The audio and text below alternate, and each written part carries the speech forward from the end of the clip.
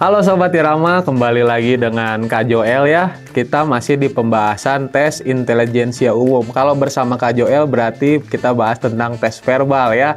Kalau kemarin kita sudah bahas tentang sinonim, antonim, lalu analogi, dan tes verbal lainnya. Sekarang juga kita akan membahas soal yang sama, tapi mungkin dengan jenis soal yang berbeda ya, jadi biar lebih banyak referensinya. Nah, buat teman-teman ya yang belum nonton video kemarin bisa cek di atas ini ya, nanti akan munculkan gitu ya.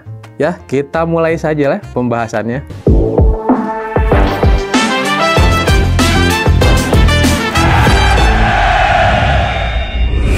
Oke, kita lanjutkan ya pembahasannya. Kita mulai di tes sinonim dulu ya. Di sini ada soal pertama, ada kata madar. Nah, ini kalau misalnya ada tanda simbol seperti ini sama dengan berarti kita akan menjawab soal tentang sinonim ya. Kita lihat pilihan jawabannya dulu, ada dari A sampai E gitu ya. Teman-teman di sini ada yang tahu nggak apa arti dari kata madar itu sendiri? Gitu ya. Tapi kita lihat dulu ya, ini jawabannya. Ada A itu tidak berperasaan, B nasihat dari ulama, C sejenis pantun, D tembok di atas menara, E kata-kata pujian. Kira-kira mana nih sinonim dari madar? Itu ya. Kalau misalnya dari KBBI sendiri itu madar itu artinya tidak berperasaan ya. Jadi sebenarnya ini jawabannya udah langsung ada nih ya di pilihan yang pertama gitu. Cuma kadang orang juga keliru gitu ya sama ya jebakan-jebakan jawaban yang lain gitu. Kayak misalnya ini apa jawaban yang B, nasihat dari ulama gitu kan.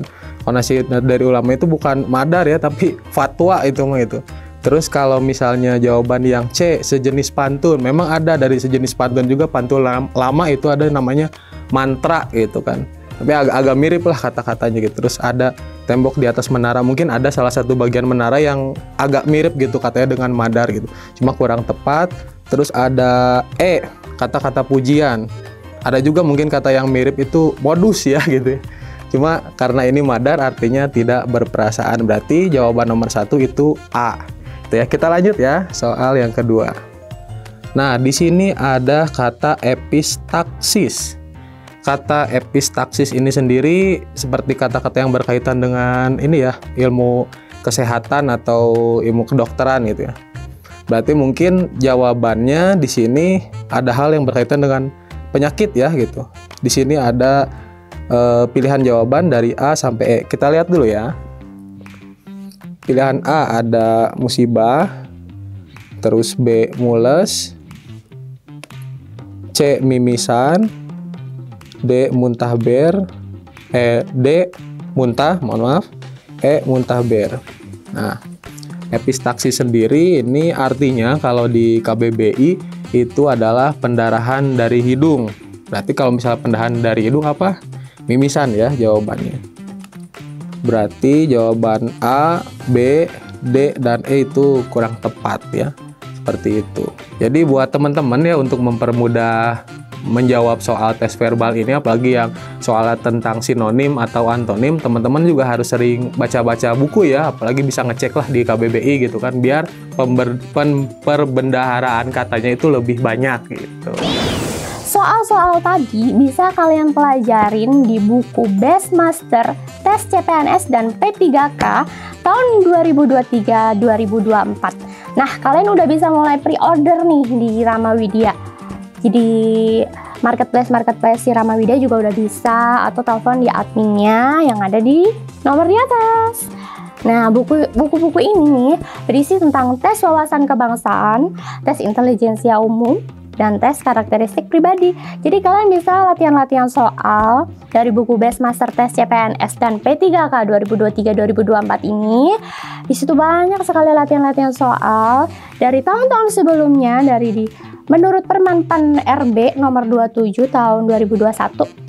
Di situ lengkap banget guys, kalian bisa beli bukunya, latihan-latihan soalnya terus. Banyak sekali soal-soal yang mirip dengan tahun-tahun sebelumnya. Jadi jangan lupa ya, dibeli, dipelajarin. Oke? Dan sukses buat pejuang CPNS tahun 2023-2024. Semoga kita semua lulus tahun depan. Amin! Seperti itu. Kita lanjut ya, soal berikutnya. Nah, ini sorry ya, di sini harusnya soal nomor 3 gitu ya. Di soal nomor 3 kita itu kalau simbolnya seperti ini berarti bahas tentang antonim. Nah, di sini ada kata anomali gitu. Jadi teman-teman ada yang tahu nggak anomali itu apa? Gitu. Kalau ada yang tahu boleh deh tulis di kolom komen gitu ya. Cuma kalau anomali itu artinya adalah penyimpangan sesuatu hal yang bertolak belakang dari hal normal atau sederhananya keanehan gitu.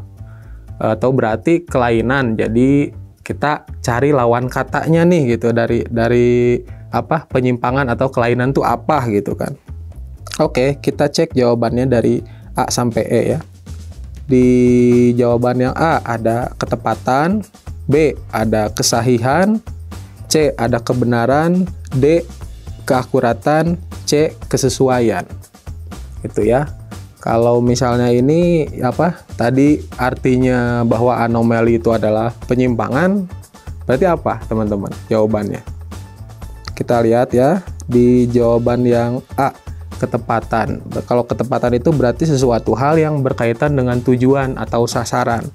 Kalau misalnya lawan katanya dengan anomali, sesuai apa tidak? Ini kurang tepat ya. Oke, kita lanjut. Yang B.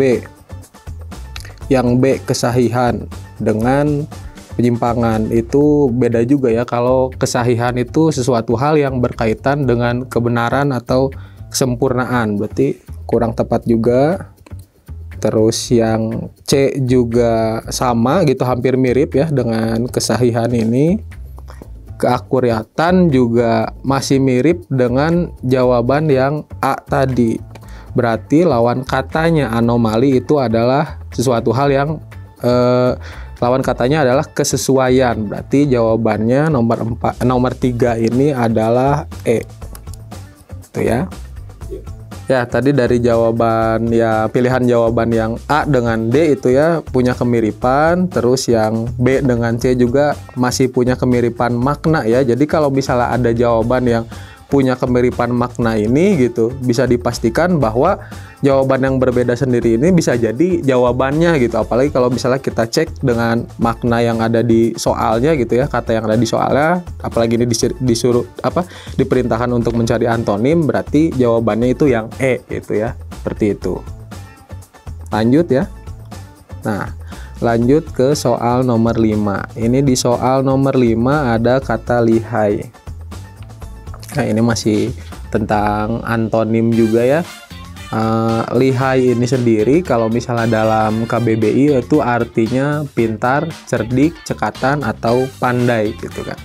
Jadi kita lihat pilihan jawabannya dari A sampai E. Ini ada kata licik, terus ada kata kaku, terus C tolol, D bodoh, E lamban.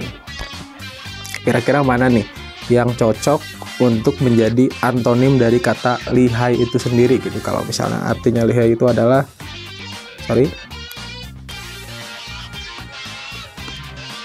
pintar. Kira-kira mana nih? Kalau misalnya pilihan jawaban yang A itu licik. Licik itu seperti manipulatif ya, manipulatif kalau misalnya kita punya tujuan sesuatu untuk menggapai tujuan sesuatu yang kita inginkan dengan cara menipu, berarti kurang tepat ya kalau misalnya antonim lihai itu licik, berarti bukan pilihan yang A. Terus B itu kaku, kaku juga jauh ya gitu, bukan antonim dari kata lihai. Terus tolol, ini kalau tolol juga sebenarnya bisa sih, cuma terlalu inilah istilahnya bersandingnya kalau misalnya kata tolol itu nggak, kayak kurang tepat gitu.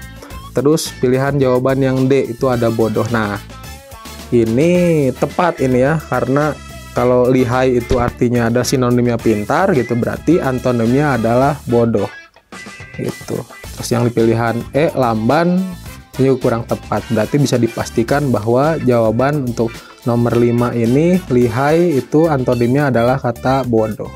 Seperti itu. Kita lanjut ya soal berikutnya. Nah, di sini soal nomor 5. Berarti tadi soal nomor 4. Nah, soal nomor 5 ini kita kembali ke padanan kata ya ke analogi. Di sini ada kata 6, titik 2, titik-titik sama dengan, lalu bekerja, titik 2, titik-titik. Nah, kita bagi dulu ya, gitu. Nah, terus ada pilihan jawaban dari A sampai E, gitu. Kira-kira mana nih jawaban yang bisa menjawab gitu dari soal ini, gitu. Kita telah dulu ya untuk jawabannya. Di A ada kata deret, terus di B ada kata 7, terus di C ada kata angka, di D ada kata 5, di E ada kata bilangan itu. Terus di ruas selanjutnya di A ada kata gaji, di B ada kata pensiun, di C ada kata pegawai, di D ada kata bolos, di E ada kata kantor. Kita bagi dulu ya untuk mempermudah ini. Tuh, oke. Kita lihat dulu. 6. Kalau 6 dengan deret itu mungkin berkaitan ya. Cuma coba kita lihat di kata gajinya dengan bekerja. Sepertinya kurang tepat juga ya ini yang A. Terus kita lihat pilihan yang B. 6, 7. Ini berkaitan ya karena mungkin ini tentang apa, alur atau proses ya, atau tahap selanjutnya setelah angka 6 ada angka 7 gitu. Terus kata pensiun, bekerja, pensiun. Nah, ini juga berkaitan. Jadi bisa dipastikan ini jawabannya yang B. Tapi kalau misalnya teman-teman ragu, boleh dicek ya jawaban yang pilihan jawaban selanjutnya. Di C ada 6 dengan angka. Terus bekerja dengan pegawai gitu. Cuma ini maknanya berbeda ya kalau misalnya disandingkan. Berarti yang C bukan jawabannya. Lalu yang D 6, 5. Nah, kalau ini malah menurun ya angkanya gitu. Terus bekerja, bolos. Ini juga bukan. Terus pilihan yang E 6, bilangan. Terus bekerja, kantor. Ini juga bukan ya. Jadi bisa dipastikan bahwa yang jawabannya itu B gitu, karena 6 dengan 7 juga berkaitan dengan tahapan gitu. Terus bekerja juga, lalu pensiun itu juga tahapan. Seperti itu. Oke, kita lanjut ya ke soal berikutnya. Mungkin di soal berikutnya bisa menambah wawasan teman-teman untuk bisa memahami jenis soal ini.